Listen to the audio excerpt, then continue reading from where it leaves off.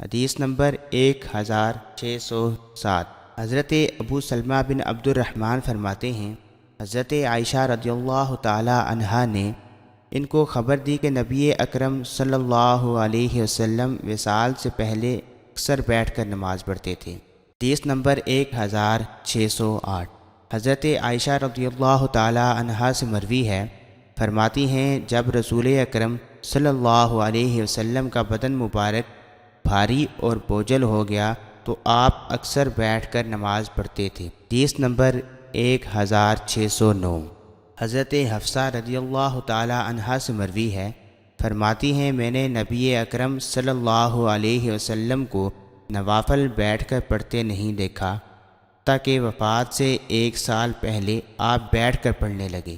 آپ قرآن مجید کی صورت ٹھہر ٹھہر کر پڑھتے تھے، حتیٰ کہ وہ طویل سے بھی زیادہ طویل ہو جاتی۔ حدیث نمبر 1610۔ ایک اور سند سے بھی اس کی مثل مروی ہے، البتہ اس میں 1 سال یا 2 سال کا ذکر ہے۔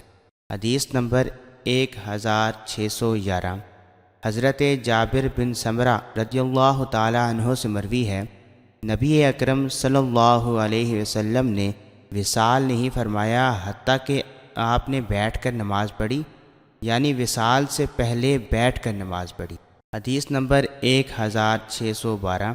حضرت عبداللہ بن عمرو رضی اللہ تعالی عنہ سے مروی ہے، فرماتے ہیں مجھ سے بیان کیا گیا کہ نبی اکرم صلی اللہ علیہ وسلم نے فرمایا آدمی کی بیٹھ کر نماز ثواب کے اعتبار سے نصف نماز ہے۔